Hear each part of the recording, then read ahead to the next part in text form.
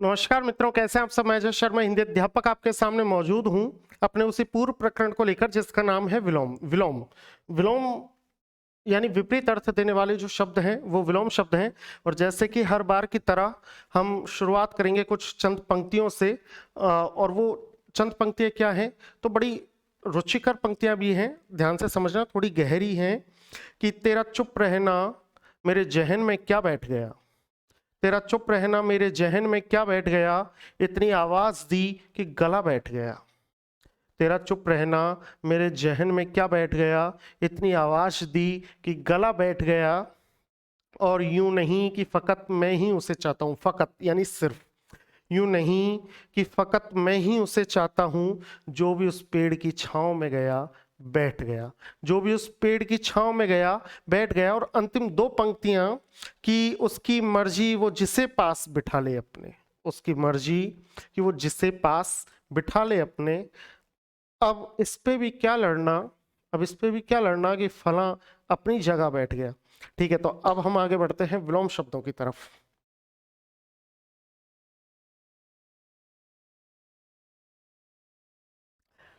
देखिए, आगे बात करते हैं। सबसे पहले तो आप ये बोर्ड की सुंदरता देखिए, बोर्ड का सौंदर्य देखिए और सौंदर्यकरण देखिए। और इसके बाद अब शब्द देखिए, वो शब्द कौन से हैं जो संभावित हैं, जटिल हैं, क्लिष्ट हैं, कठिन हैं, परीक्षा के लिए उपयोगी हैं। अध्यापक कौन है, वही आपका अजय कुमार शर्मा। देखिए, शब्दों की बात करते हैं। शब्द कौन कौन से हैं। आपको जैसा कि पता है कि मैं सहारा लेता हूं अपने खुद के नोट्सों का, हस्तलिखित नोट्स का।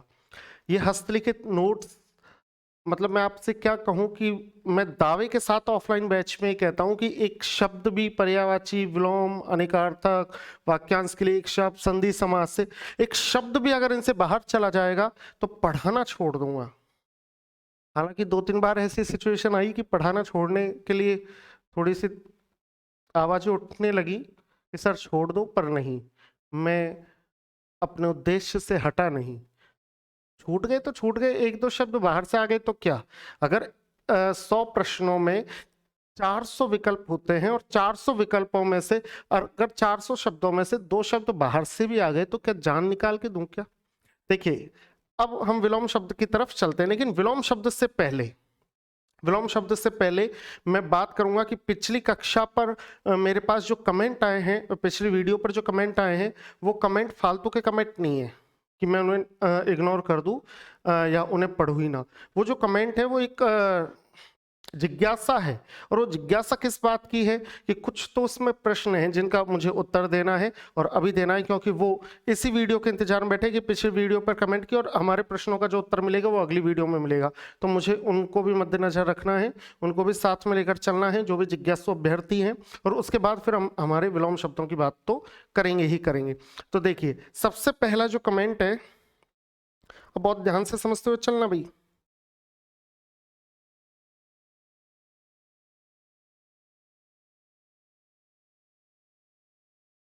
एक तो अजय सर लिखने के बाद मुझसे पहले अजय देवगन की फोटो आती है। देखो ये रहे, और ये वीडियो अपनी लास्ट जो वीडियो थी ये रही। और इसमें अगर हम देखें तो क्या क्या कमेंट है।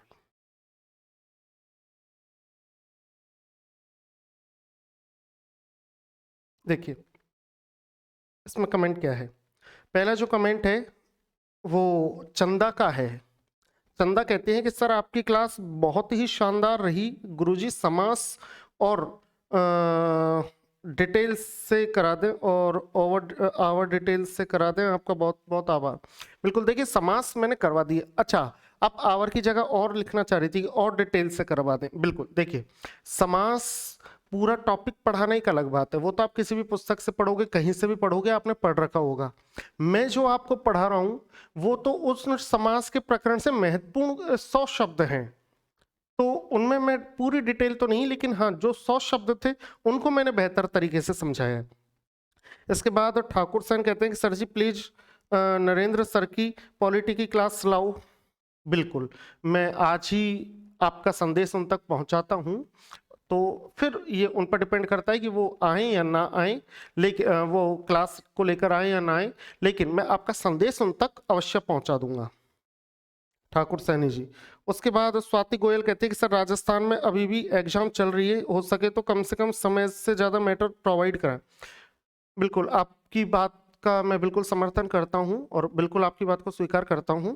आगे एलियन कहते हैं कि अवैसम सर जी जितनी तारीफ करें उतनी कम है सर आपकी। भाई मेरी कोई तारीफ है ही नहीं, हकीकत बात तो ये, मेरी क्या तारीफ है?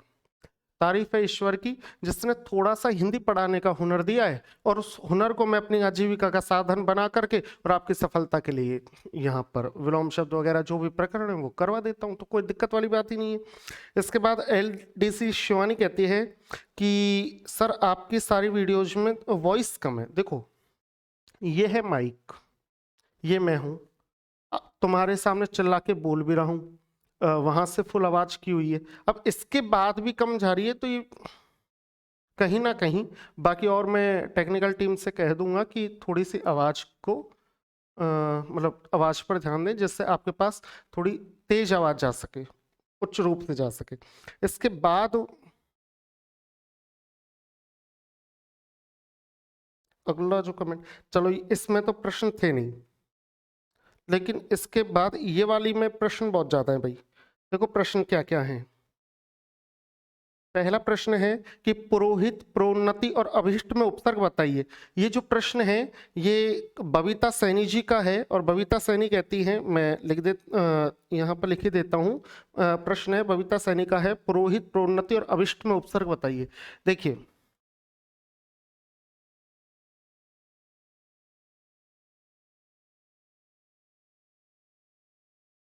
प्रश्न है और प्रश्न पूछा है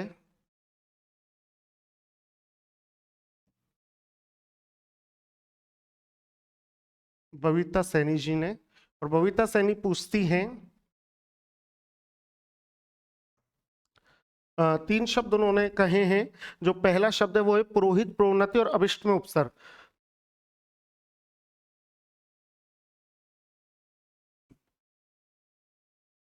पुरोहित, प्रोन्नति और अभीष्ट। उन्होंने कहा है कि इन शब्दों का खंडन कीजिए, इनका विग्रह कीजिए। बिल्कुल कोई दिक्कत वाली बात नहीं है। अब आ जाओ इसके खंडन की बात करते हैं। देखो भाई पुरोहित में जो संधि है वो है पुरह धन हित, ये इसका विच्छेद है। और संधि का नाम अगर हम लें तो संधि होगी इसमें विसर्ग संधि, विसर्ग। और विसर्ग के भी भेद की बात करें तो उत्तु। देखो कैसे, ये आपको आ गया विसर्ग, और विसर्ग से पहले क्या आया? विसर्ग से पहले आ गया का स्वर आ गया। और विसर्ग के बाद क्या आ गया? विसर्ग के बाद आ गया य, र, ल, व, ह। इनमें से कोई भी एक वर्ण, तो विसर्ग के स्थान पर हो जाएगा ओ। और जब ओ होगा तो ओ होने के कारण ये जब ओ बनेगा तो शब्द बनेगा पुरोहित। इसलिए जिस पुरोहित शब्द की आप बात कर रही हो उसके जो टुकड़े होंगे वो होंगे पुरहधन हित। क्या होंगे भाई? पुरहधन हित। ठीक है बबीता, आपके पहले प्रश्न का समाधान हो गया। इसमें अगर उपसर्ग वो पूछे तो इसमें उपसर्ग नहीं, इसमें आप अव्यय बताओगे पुरह है। इसके बाद प्रोन्नति शब्द की मैं बात करूंगा। कौन से शब्द की बात करूंगा? प्रोन्नति। देखो प्रोन्नति में तीन शब्द हैं, तीन शब्द हैं। वो तीन शब्द कौन कौन से हैं? पहला तो है प्र, दूसरा उपसर्ग है उत, और तीसरा उपसर्ग है नति। पहला तो कौन सा है? प्र उपसर्ग, दूसरा है उत उपसर्ग, और तीसरा है नति। अब ये उत उपसर्ग कई विद्वानों के माध्यम से आपको उद के रूप में भी मिलेगा, क्योंकि संस्कृत में जो मूल उपसर्ग होता है वो उद ही माना जाता है। लेकिन हम बात करें आरपीएससी के हिसाब से, क्योंकि आंसर की तो वो ही जारी करेगी, तो आगे देखो अब इसमें सिस्टम क्या है। प्र पहला उपसर्ग है और दूसरा जो उपसर्ग है वो है उत। ये तो उपसर्ग पहला है प्र, और ये भी उपसर्ग है। अब अगर मैं संधि करूं तो प्रे और उत मिलकर के प्रोत बन जाते हैं, और उसके बाद आ गया नति। अगर त के बाद ड, ट, च, न, ल, ज, इन 6 वर्णों में से कोई सा वर्ण आ जाता है तो आपको तय को उन्हीं वर्णों में परिवर्तित कर देना है। तो तय के स्थान पर भी क्या बन जाएगा? नय। तो शब्द क्या बन गया? प्रोन्नति। ठीक है, यह आपके दूसरे प्रश्न का समाधान हो गया। और वहीं पर बबीता तीसरे प्रश्न के समाधान में अगर हम आगे बढ़े, क्योंकि देखिए अभी जब क्लास स्टार्ट हुई थी तो क्लास स्टार्ट होने से जस्ट 2 मिनट पहले ही मैंने आपके कमेंटमेंट किया एक बार क्लास में जा रहे हैं, स्टूडियो में जा रहे हैं, तो उससे पहले कमेंट पढ़ लेने चाहिए कि क्या क्या कमेंट है। तो 2 मिनट पहले मैंने आपके कमेंट पढ़े और फिर तुरंत रूप से मैं आ गया और मैंने इस भाग को, जहां पर मैं वीडियो के अंत में आपके सबके समस्या का समाधान करता था, वो मैं शुरुआत में ले आया, क्योंकि उसके पीछे सबसे बड़ा कारण ये है कि शुरू में अगर कोई 5 या 10 मिनट भी वो देखता है, वीडियो को देखता है, तो उसको जो बाकी अन्य अभ्यर्थियों की जिज्ञासा है उनका जो समाधान है वो उसको भी प्राप्त हो, जो केवल शुरू के 5 या 10 मिनट ही जिज्ञासा पूर्वक वीडियो को देखता है। तो तमाम चीजों को ध्यान में रखते हुए मैं आपके सामने आया हूं। और देखिए आप सभी का जो प्रेम है वो मुझे मिलता है, मेरे पास बहुत सारे मैसेज आते हैं, आप विश्वास नहीं करोगे, कम से कम आज में मेरे पास 100 से ज्यादा लड़के लड़कियों के मैसेज आए, 100 से ज्यादा। और उन्होंने कहा कि सर हमें आपकी हिंदी बहुत अच्छे से समझ में आती है और बहुत बेहतर ढंग से हम पढ़ पा रहे हैं।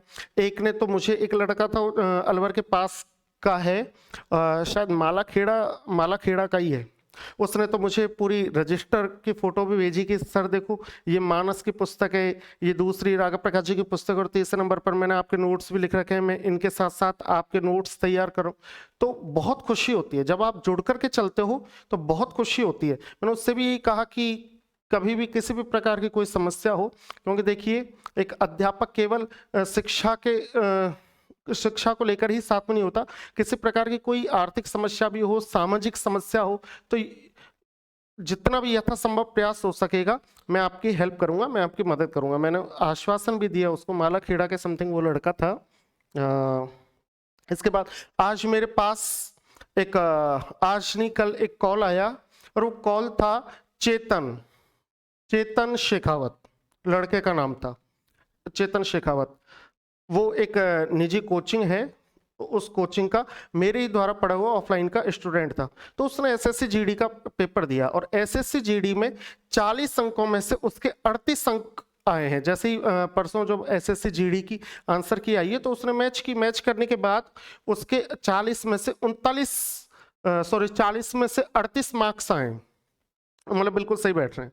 यानी उसने 20 प्रश्नों में से एसएससी जीडी के हिंदी में, और उसने कितने कर दिए? उसने किए हैं 19। तो उसने मुझे कॉल किया और वो भावुक हो गया कि सर मैं आपको एक छोटी सी कहानी बताना चाहता हूँ। कि भाई बताओ क्या कहानी है? कि कहानी ये है कि मैं नीचे मैं कोचिंग का नाम नहीं लूंगा कि कौन सी कोचिंग थी, लेकिन मैं आपको बताता हूँ कि उसने मुझसे कहा, और ये मेरे लिए किसी पुरस्कार से कम नहीं है, किसी भी पुरस्कार से कम नहीं है। उसने कहा कि एसएससी जीडी में 2 विकल्प होते हैं, या तो आप हिंदी सेलेक्ट कर लो या अंग्रेजी सेलेक्ट कर लो। तो सर मैंने अंग्रेजी सेलेक्ट की हुई थी, और अंग्रेजी का चयन करने के बाद और मैं नीचे मतलब नीचे वाले फ्लोर पर अंग्रेजी की क्लास में बैठा हुआ था। तो हमारे यहाँ मतलब उस क्लास में ऊपर वाले फ्लोर से आपकी आवाज आ रही थी, और आपकी आवाज आ रही थी हिंदी पढ़ाते हुए। उस समय पता नहीं मैं समाज या कुछ ऐसा टॉपिक पढ़ा रहा था। तो सर उस आवाज को सुनकर के मुझे लगा कि यार ये टीचर कौन है जो इतना प्रभावशाली तरीके से बीच बीच में फिर शेरो शायरियां भी बच्चों को जोड़ने का प्रयास। तो सर मैं 10 या 15 मिनट के लिए अंग्रेजी की लास्ट की क्लास में छोड़कर और हिंदी की कक्षा में बैठ गया, क्योंकि मेरे अंदर भी कहीं ना कहीं ये उत्सुकता थी कि मुझे पढ़ना चाहिए। और जब मैं ऊपर जाकर के देखा, और मैंने आपकी क्लास को अगले दिन भी 1 दिन यानी 1 घंटे के लिए ज्वाइन किया, और मैंने ये मानस बना लिया, मैंने ये मन बना लिया कि अब मुझे इंग्लिश की अपेक्षा हिंदी ही का चयन करना है, और हिंदी के ही 20 प्रश्नों के लिए तैयारी करनी है एसएससी जीडी के लिए। और सर उसी दिन का दिन है, मैंने रिसेप्शन पे अपनी किताबें वापस जमा करवाई, जो इंग्लिश के लिए हमें नोट्स दिए हुए थे कोचिंग की तरफ से, जो किताबें थी वो दी हुई थी, वो वापस जमा करवाई, आपके नोट्स वापस लिए उनसे, और ये कहा कि मैं हिंदी पढ़ना चाहता हूँ। और आज मेरा जो फैसला था वो सार्थक हो गया, सफल हो गया। 20 में से 19 प्रश्न करके, और उस दिन जो मैंने फैसला किया था उस पर आज मुझे गर्व है। उसकी कहानी सुनकर के कहीं ना कहीं मित्रों मन भावुक हो गया। भावुक इसलिए हो गया कि देखो यहाँ अकेले कमरे में स्टूडियो में मेहनत कर रहे हैं, और वो मेहनत क्या है कि आपके जिंदगी में उजाला आ जाए, एक प्रकाश आ जाए, और वो जब सार्थक होती हुई नजर आती है तो कहीं ना कहीं बहुत खुशी होती है, बहुत ज़्यादा खुशी होती है। और इसी तरीके से जब रोज मेरे पास कॉल्स आते हैं, वो पता नहीं कैसे तो नंबर कहाँ से ढूंढ लेते हैं, वो शायद यूट्यूब पर लिखते हैं अजय सर हिंदी, तो किस तरीके से वो लेते हैं, लेकिन उनके मेरे पास मैसेज आ जाते हैं। और मैं इस बात पर भी विशेष बल नहीं देता कि तुम्हारे पास मेरे नंबर कहाँ से आए, भी टीचर है, कहीं से भी नंबर आ सकते हैं। तो इस तरीके से तो बबीता अब देखो आगे चलते हैं और आपके अगले प्रश्न का उत्तर देते हैं। आपने कहा कि अभीष्ट, अभीष्ट, और अभीष्ट में आपकी जिज्ञासा है, आपका प्रश्न है कि इसमें उपसर्ग कौन सा है। देखिए एक शब्द होता है इष्ट, बहुत ध्यान से समझना। अब मैं इस शब्द का पोस्टमार्टम करने जा रहा हूं। एक शब्द होता है और उस शब्द क्या है इष्ट। इष्ट का मतलब होता है चाहना, चाहना या चाहा हुआ। अब मैंने इसमें क्या किया, एक अव्यय या उपसर्ग लगा दिया अन। तो अन लगाने के बाद जब हमने इष्ट को जोड़ा तो शब्द क्या बन गया, अनिष्ट। तो अनिष्ट का मतलब क्या होता है, अनिष्ट। जो चाहा हुआ नहीं है, जो अनचाहा है, उसको हमने अनिष्ट बोला। वहीं पर इसी का विलोम बनाते हुए, अनिष्ट का विलोम बनाते हुए मैंने इष्ट में कौन सा उपसर्ग जोड़ दिया, अभि उपसर्ग, जो कि संस्कृत का उपसर्ग है। महर्षि पाणिनि द्वारा अष्टाध्यायी नामक पुस्तक में वर्णित है कि संस्कृत के 22 उपसर्ग मान्य हैं। उनमें से एक उपसर्ग का नाम क्या है जिसके अंत में इकारांत आता है, अभि। ये जो अभि है, इसके बाद जब मैंने इष्ट जोड़ा, इसके बाद मैंने क्या जोड़ा, इष्ट जोड़ा, तो ये क्या बन गया, अभीष्ट। दीर्घ संधि यहां पर हुई और शब्द क्या बन गया, अभीष्ट। यानी किसी को विशेष रूप से चाहना। तो किसी को विशेष रूप से चाहना क्या बन गया, अभीष्ट। अभीष्ट शब्द इसके लिए काम में लिया गया। अब इष्ट में अन जोड़ने से अनिष्ट बनता है, और अभीष्ट बनने के लिए हमें अभि उपसर्ग की आवश्यकता पड़ी। अब आपका सीधा सा प्रश्न ये था कि उपसर्ग कौन सा है, तो उपसर्ग है आपका अभि। अब चलते हैं आगे अगले प्रश्नों की तरफ। यहां मुझे लगता है कि आपके प्रश्नों का समाधान आपको मिल गया होगा। इसके बाद देखो अगले पेज पर चलते हैं, और जब हम आगे चलेंगे तो अगला जो प्रश्न है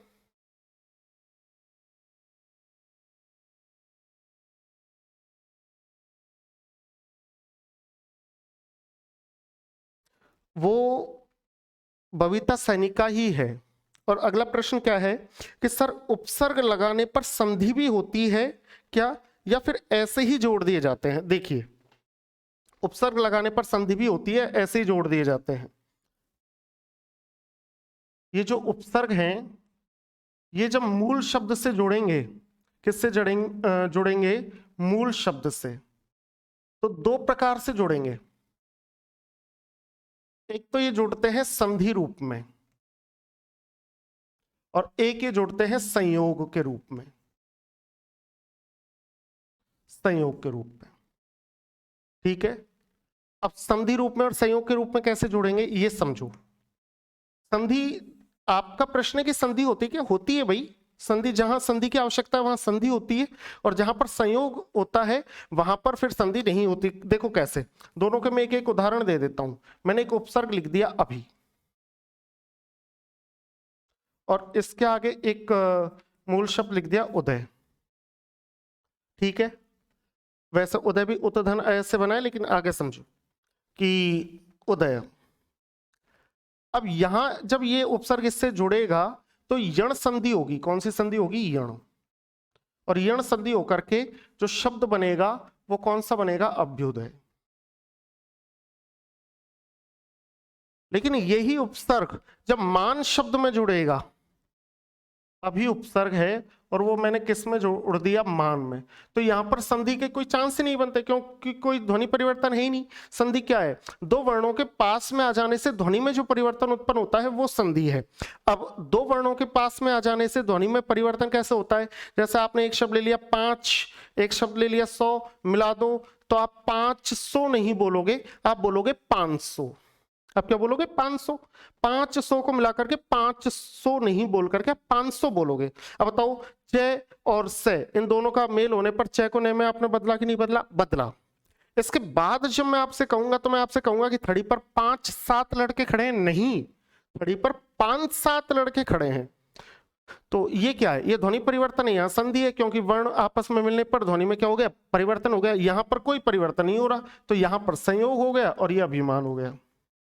अब आपका उत्तर आपको मिल गया होगा कि जहां पर संधि की आवश्यकता होती है वहां संधि होती है, और जहां ध्वनि में परिवर्तन नहीं होता वहां संयोग होता है। अब चलते हैं आगे अगले प्रश्न पर। देखो, ये प्रश्न संख्या था 2।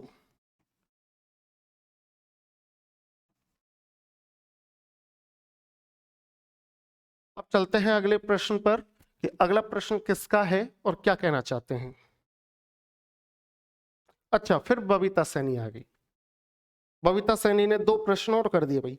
एक तो कि सर अतिधन उक्ति बताओ और एक परस्पर बताओ। देखो, अतिधन उक्ति तो बहुत सामान्य सा प्रश्न है, ये तो आप लाइब्रेरी में भी किसी से पूछ लेती तो कोई बता देता। बता तो परस्पर शब्द का भी संधि विच्छेद देगा, लेकिन फिर भी आप देखो,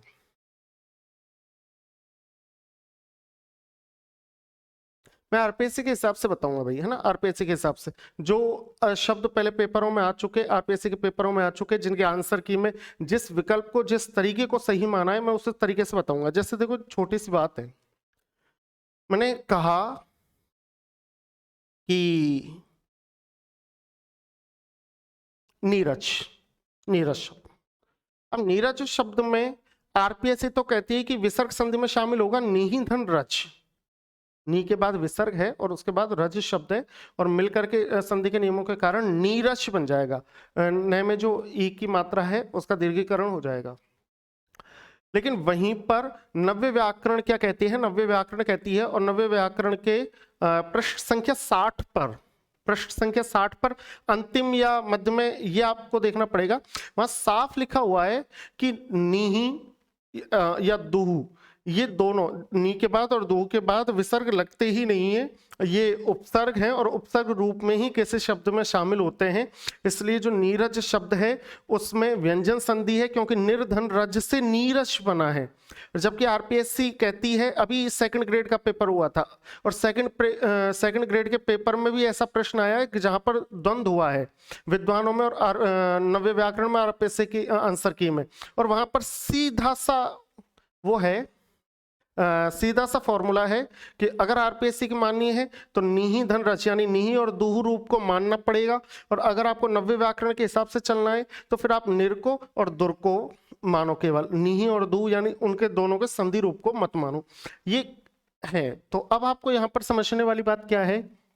आपका प्रश्न था कि परस्पर और अत्युक्ति। देखो, मैंने पहला जो शब्द लिखा वो लिखा अत्युक्ति, अतिधन उक्ति। यण संधि यहां पर हुई है, देखो कैसे, अत, अत में ई है, फिर उ है और फिर टी है। ई के स्थान पर क्या हो गया? य, क्योंकि यण संधि है, तो ये तो बन गया अत्य, और इधर मिल गई उक्ति, और मिलकर के शब्द क्या बन गया? अत्युक्ति। ठीक है, ठीक है भाई। अब आपका जो दूसरा प्रश्न है वो है परस्पर। परस्पर की बात कर लेते हैं। देखो, परस्पर, परस्पर, पहले तो इनका कलेश काटते हैं, इनको नीचे ले आते हैं। हाँ, अब देखो परस्पर की बात कर लेते हैं। विसर्ग संधि होती है। विसर्ग संधि पे क्या है कि विसर्ग के बाद अगर क, ख, प, फ आ जाए और विसर्ग से पहले अ का स्वर आ जाए, क्या आ जाए? अ का स्वर, तो विसर्ग के स्थान पर क्या हो जाएगा? हलंत से बन जाएगा। ठीक है, अब देखो, एक शब्द तो आ गया पराह और दूसरा शब्द आ गया पर, ये आ गया विसर्ग। विसर्ग से पहले स्वर कौन सा है? अ का, क्योंकि रे में से अ की ध्वनि है, और विसर्ग के बाद क्या आ गया? प। ठीक है, विसर्ग के स्थान पर क्या बन जाएगा? स, और शब्द क्या बन जाएगा? परस्पर। शब्द क्या बन जाएगा भाई? परस्पर। अर्थात ये कौन सी संधि का उदाहरण है? विसर्ग संधि का। यहां तक चीज समझ में आ गई? ऐसे बहुत सारे शब्द केवल परस्पर ही नहीं है। आप अगर वनह धन पति को देखोगे तो वनस्पति भी इस नियम का उदाहरण है। ठीक है, वनस्पति भी इसी नियम का उदाहरण है।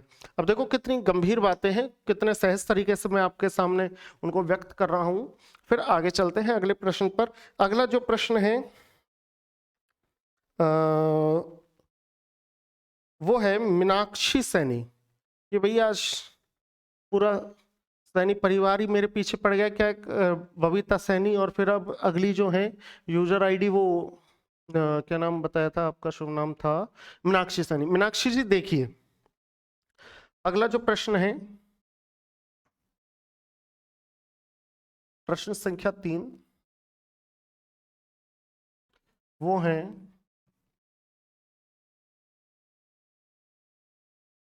मीनाक्षी सैनी। मीनाक्षी सैनी का प्रश्न क्या है, ये देखते हैं कि मीनाक्षी सैनी जी का प्रश्न क्या है। तो देखो इन्होंने प्रश्न किया है कारक से, इन्होंने प्रश्न किया है भाई कारक से, कारक से प्रश्न किया है। इनके 2 प्रश्न हैं जैसा कि मैं देख पा रहा हूं। इनका जो पहला प्रश्न है वो है छात्र ने अध्यापक से निवेदन किया, छात्र ने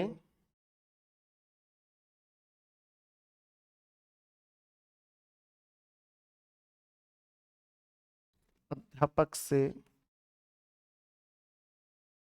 निवेदन किया। और इनका जो दूसरा प्रश्न है वो है छात्रों ने अध्यापक से प्रश्न पूछा, छात्रों ने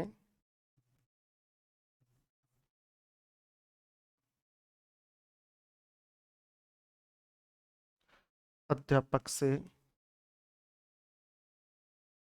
प्रश्न पूछा। देखो मीनाक्षी जी आपके 2 प्रश्न हैं, ये मैं आपको बता देता हूं। इनके 2 प्रश्न हैं भाई, ये रहे, नहीं दिख रहा होगा आपको,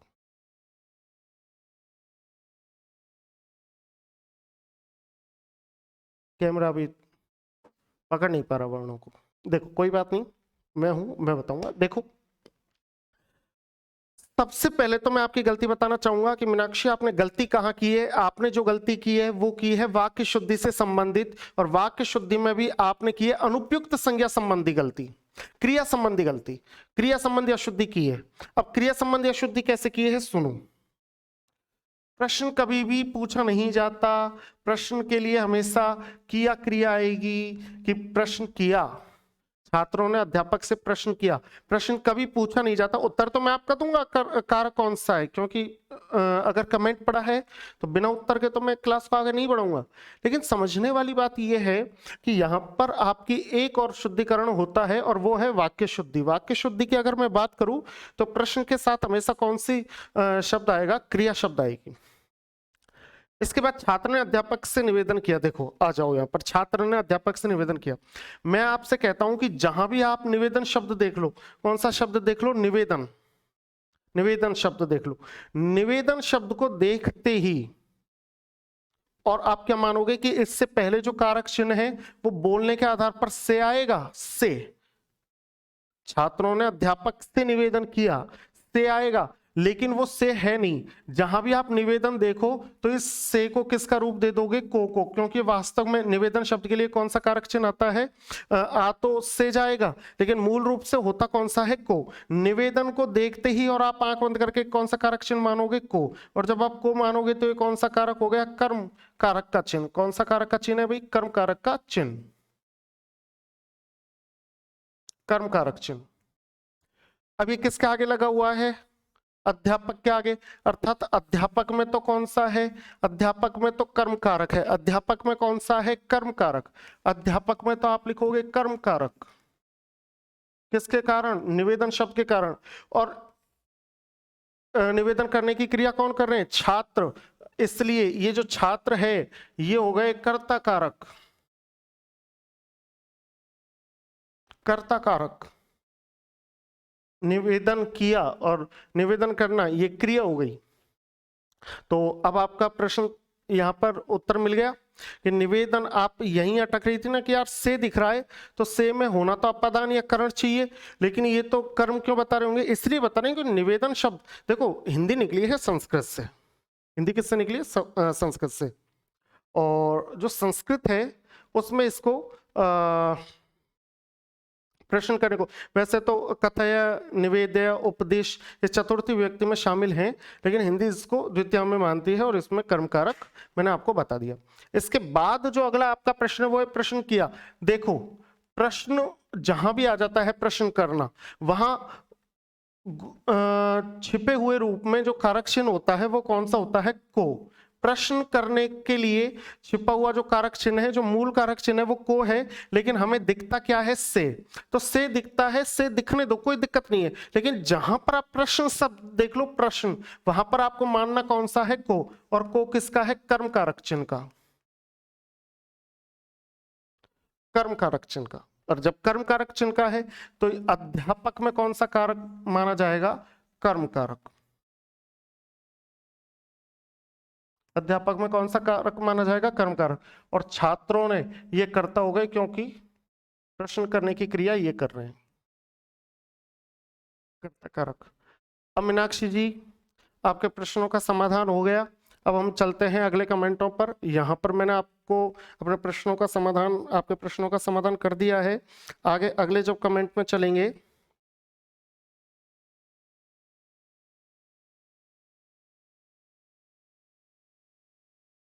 तो फिर प्रश्न नहीं है।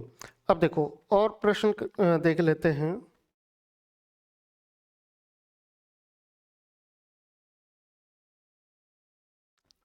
अब देखो बबीता सैनी है और बबीता सैनी ने फिर से प्रश्न किया है।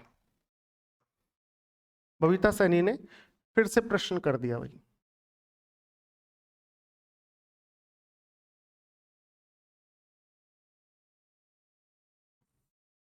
बबीता सैनी ने प्रश्न क्या किया है? उन्होंने किया है हाथ धन औड़ी। वैसे तो उन्होंने लिखा तो ये है, उन्होंने तो ये लिखा है हत धन औड़ी, और इसमें उन्होंने प्रश्न किया है कि इसका क्या बनेगा। तो देखो सबसे पहले तो मैं आपको बताना चाहता हूं कि हत धन ओड़ी नहीं होता, हाथ धन ओड़ी होगा। जैसे ठकुराइन, ठकुराइन शब्द में आइन प्रत्यय है। कौन सा प्रत्यय है? आइन। लेकिन आइन प्रत्यय निकालने के बाद मूल शब्द ठाकुर तो नहीं बच जाता, ठाकुर बचता है। इसलिए अपने विवेक से काम लेना है कि ओड़ी प्रत्यय हटाने के बाद और फिर केवल हत तो नहीं बचेगा, हाथी बचेगा। वो मैं कुछ और सोचने लगा था। अब देखो वो मैं सोचने लग गया कि इन्होंने एक प्रश्न और नहीं, इन्होंने नहीं, किसी ने एक प्रश्न और किया था इसी से संबंधित। वो शायद था सपेरा शब्द, कि सपेरा में एरा निकालने के बाद मूल शब्द क्या बचेगा? अरे तो सब थोड़ी बचेगा भाई, सांप बचेगा रे। आगे चलो तो इनका जो उत्तर होगा वो होगा हथौड़ी। ये जो संधि है वो हिंदी की संधियां हैं, ठीक है। इसके बाद देखो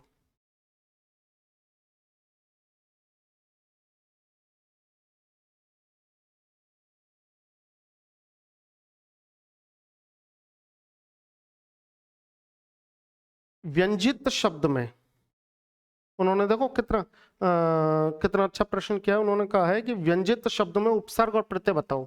व्यंजित में उपसर्ग और प्रत्यय, व्यंजित में उपसर्ग और प्रत्यय, व्यंजित।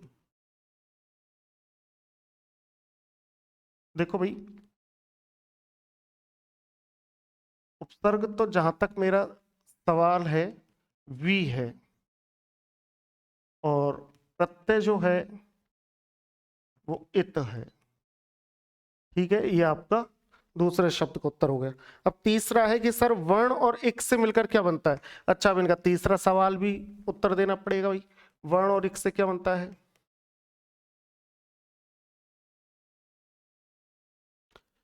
अब आप मुझे अटका रहे हो, अब आप मुझे अटका रहे हो कि इस मास्टर की ऑनलाइन पे बेइज्जती करते हैं। खैर ये भाव तो आपके नहीं होगा क्योंकि स्टूडेंट है, तो ये भाव तो कैसे होगा। पर अब आप दिमाग लगा के और मुझे अटकाने का प्रयत्न कर रहे हो कि मैंने आपको बताया था एक प्रत्यय जहां लगता है तो मूल शब्द के प्रथम वर्ण में स्वर में वृद्धिकरण हो जाता है उसका, तो ये तो वार्णिक बनना चाहिए था। लेकिन आपको भी पता है कि शब्द तो वर्णिक शब्द शुद्ध है। तो ये पता है कहां से बना है, इसकी चीज और बता देता हूं मैं। पथ शब्द है, उसमें एक प्रत्यय लगाओ, पथिक बनेगा, पाथिक बनेगा, पथिक बनेगा, पाथिक बनेगा, बस वही नियम है ये, इसलिए घबराना मत। माँ सरस्वती का आशीर्वाद है। देखो क्या सिस्टम है इसका। ये संस्कृत का शब्द है, तत्सम शब्द है, और तत्सम जो शब्द है उसमें जो प्रत्यय है वो है ठक प्रत्यय। कौन सा प्रत्यय है भाई? ठक प्रत्यय। और जो ठक प्रत्यय है तो संस्कृत का जब इसमें ये लगेगा, प्रत्यय लगेगा, तो मूल शब्द में क्या नहीं होगी? वृद्धि नहीं होगी, और ये वर्णिक रह जाएगा, वर्णिक। ऐसे बहुत सारे शब्द हैं। धनिक, धनिक। अब आप तो कहोगे साहब धन में एक प्रत्यय लगाओ तो धानिक बनना चाहिए था। अरे हिंदी ने ही ठेका थोड़ी ले रखा है सभी शब्दों में एक प्रत्यय लगाने का। कुछ शब्द संस्कृत के ठक प्रत्यय से भी तो बने होंगे, और संस्कृत में नियम है कि मूल शब्द के उसमें वृद्धि नहीं होगी। इसलिए टेंशन मत लो, बिल्कुल टेंशन मत लो। कुछ शब्द हैं जिनकी रचना संस्कृत से हुई है, बहुत सारे शब्द हैं जिनकी रचना हिंदी से हुई है, इसलिए संस्कृत के शब्दों के जो रचना हुई है वो संस्कृत के नियमों के आधार पर हुई है, उनको हिंदी ने शामिल कर लिया। अब उन शब्दों में हमारे हिंदी के नियम टकराते हैं, और जब हिंदी के नियम टकराते हैं तो हमारे दिमाग की बत्ती जलती है, और हम उस जलती हुई बत्ती को, उस चिंगारी को कहाँ फेंक देते हैं? मास्टर की तरफ फेंक देते हैं। मास्टर बेचारा वो आग को छुड़ाता रहे, लगे हुए कपड़ों में लगी हुई आग को। लेकिन घबराओ मत, क्योंकि देखो आगे चलो। आग, और आग का ही नाम ले दिया तो मुझे एक शेर याद आ गया, मैं एक शेर बोल देता हूँ। और देखो वो शेर क्या है, आग से संबंधित है। बस उस दृश्य को देखना, उस दृश्य को देखना। एक शेर बोल देता हूं कि उबलते वक्त पानी, उबलते वक्त पानी सोचता होगा जरूर। उबलते वक्त पानी सोचता होगा जरूर, अगर बर्तन ना होता तो बताता आग को। उबलते वक्त पानी सोचता होगा जरूर कि अगर बर्तन ना होता तो बताता आग को। इमेजिनेशन कर लिया कि बर्तन नहीं होता तो पानी आग पर, फिर आग सफाया। इसलिए कि उबलते वक्त पानी सोचता होगा जरूर कि बर्तन नहीं होता तो बताता आग। उसी प्रकार बर्तन की भूमिका, जिस प्रकार पानी उबल रहा है और जबकि उसमें आग का शमन करने की क्षमता है, फिर भी बर्तन बीच में आ जाता है, इसलिए पानी को उबलना पड़ता है। उसी प्रकार जीवन में भी बहुत सारे लोग होते हैं जो किसी न किसी व्यक्ति के जीवन में बर्तन का काम करते हैं, कि वो व्यक्ति परेशान हो जाता है, जबकि वो अपनी पर आ जाए तो खात्मा कर सकता है, लेकिन नहीं, वो बर्तन की भांति गुण लिए हुए वो जो व्यक्ति हैं, जो उसके जीवन में उसके आक्रोश को दमन करने में लगे हुए हैं कि अगर मैंने गुस्सा कर लिया तो इनका क्या होगा, इसलिए वो हजार जहर की घूंट पीता है और उबलता जाता है। तो अगर जीवन से जोड़ें तो एक बार फिर इस शेर को समझना कि उबलते वक्त पानी सोचता होगा जरूर कि अगर बर्तन ना होता तो बताता आग को। आगे चलो, आगे बात करते हैं। आगे उनका जो प्रश्न है वो है,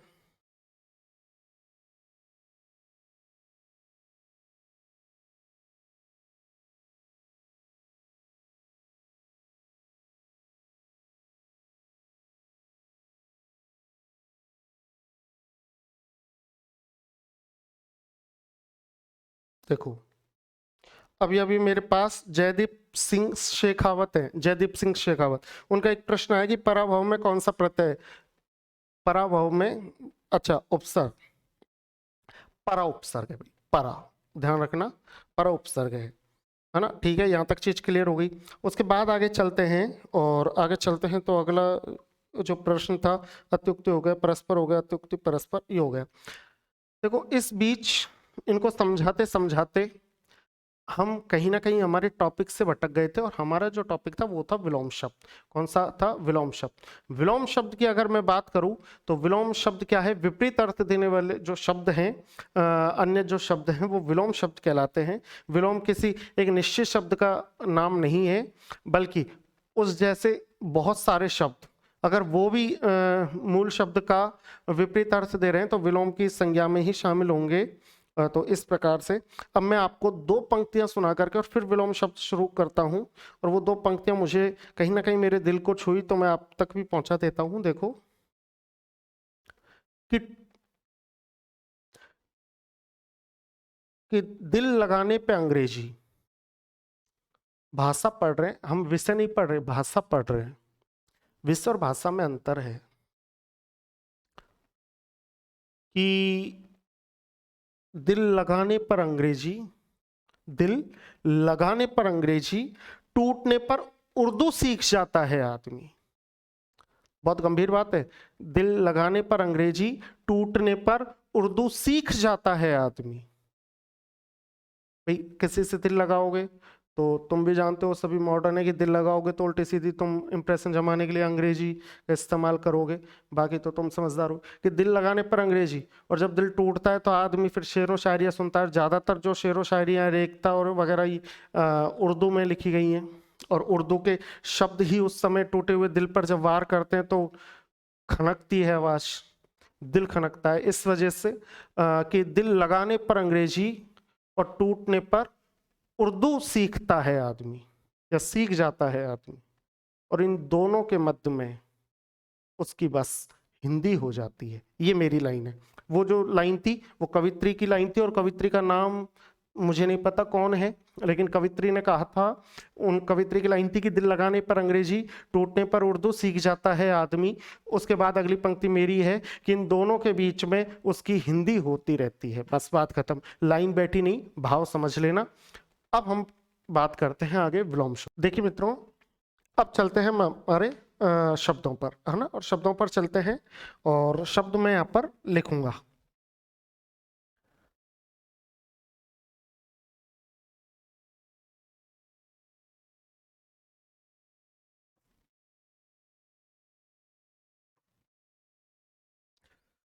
शब्द लिखूंगा मैं अग्रिम, समग्र,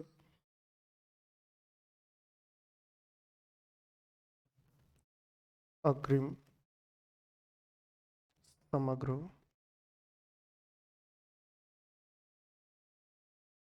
संयुक्त, स्वार्थी, परोपकारी।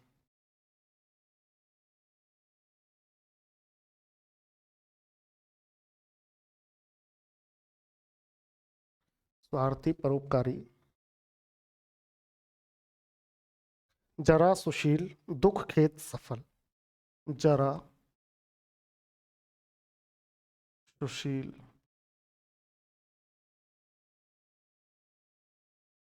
दुख खेत सफल। आरोहण, ऊर्ध्व,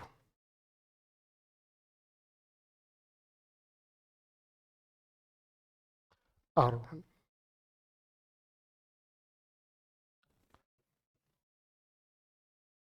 ऊर्ध्व, आरोहण, ऊर्ध्व। नीचता, घृणा, ज्योति, अंधकार। नीचता, घृणा,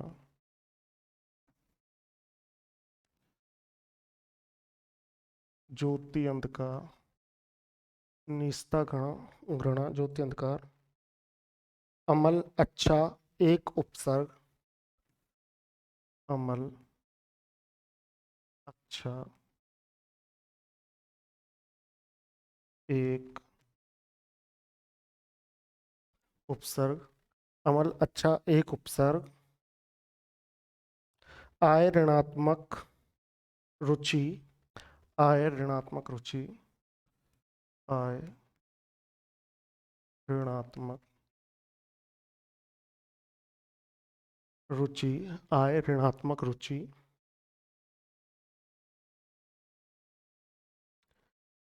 घात, उन्मुख, दृष्ट।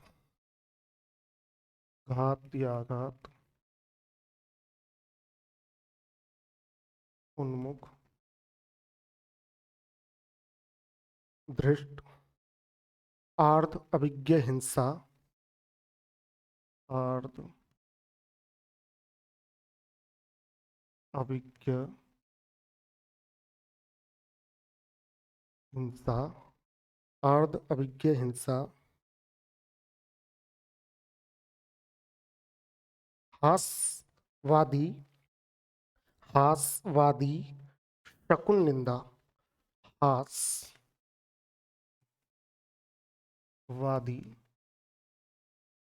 शकुन निंदा, हासवादी, शकुन निंदा, जड़ चाह गुप्त, जड़ चाह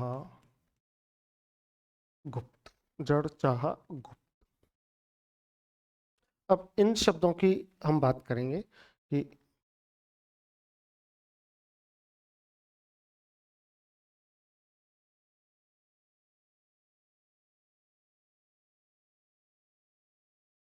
इन शब्दों की अगर मैं बात करूं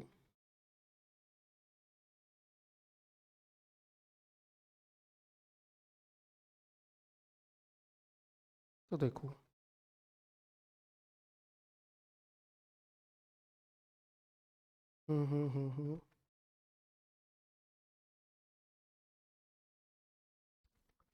शब्दों के आगे मैं बात करूंगा कि अब इनके विलोम क्या क्या है। विलोम, देखिए इनके विलोम क्या क्या है। तो विलोम की बात अगर हम करें, विलोम की अगर मैं बात करूं तो मैं कहूंगा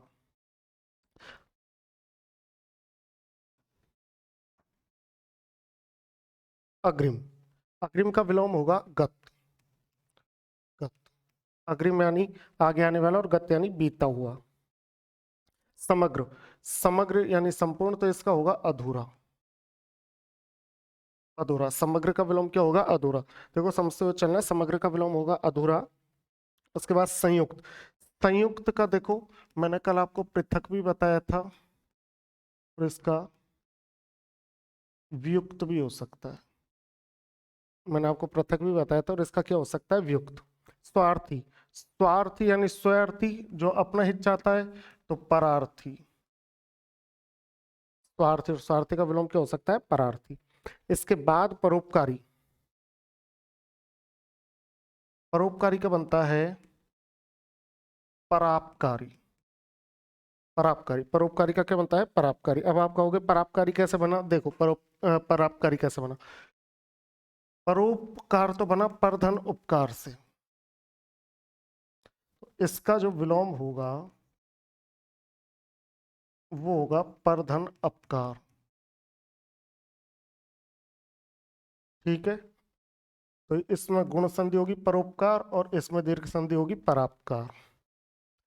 जरा, जरा, जरा यानी वृद्धावस्था, तो जरा का हो जाएगा यौवन। जरा का क्या हो जाएगा? यौवन। सुशील, सुशील का हो जाएगा दुस्शील। दुस्शील। दुख, दुख का हो जाएगा सुख। खेद, खेद क्या होता है? दुख का जो दूसरा शब्द है वो है खेद, तो इसका खेद का लिख लो आप प्रसन्नता। प्रसन्नता। सफल, निष्फल, और आरोहण, अवरोहण। आरोहण का क्या हो जाएगा भाई? आरोहण का हो जाएगा अवरोहण। आरोहण का क्या हो जाएगा? अवरोहण। इस तरीके से। अब देखो आगे चलते हैं, आगे चलते हैं।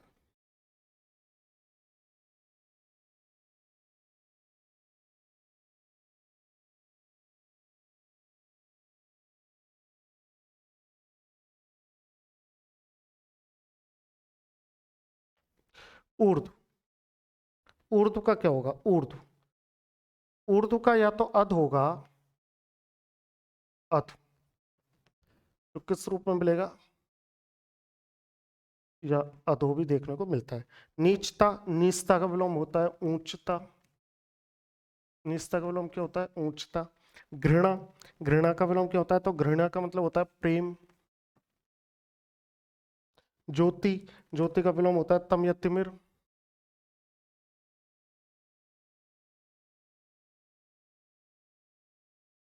अंधकार, अंधकार का विलोम क्या होगा? तो अंधकार का होगा प्रकाश। अमल, अमल का क्या होगा? अमल का मतलब होता है स्वच्छ, तो इसका होगा मलिन। ये अच्छा, अच्छा का विलोम होगा बुरा। एक, एक का विलोम होता है अनेक। उपसर्ग, उपसर्ग का मतलब होता है आगे लगने वाले शब्दांश, तो प्रत्यय, और बाद में लगने वाले शब्दांश। आय, आय का मतलब आगत, आय यानी आय आय आय आय। देखो कितनी अच्छी बात है। आय का मतलब तो आमदनी, और व्यय, व्यय का मतलब होता है खर्चा। ऋणात्मक, धनात्मक। रुचि, अरुचि, रुचि का विलोम क्या होगा? रुचि का विलोम होगा अरुचि।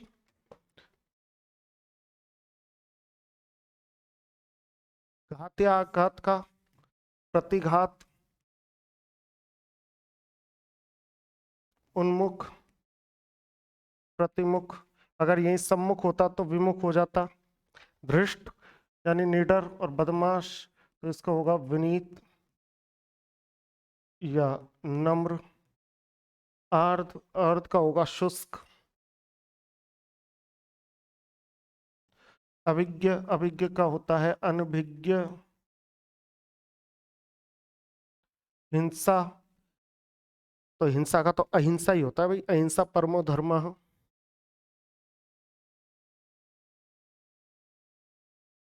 हास यानी हंसना। रुदन, वादी,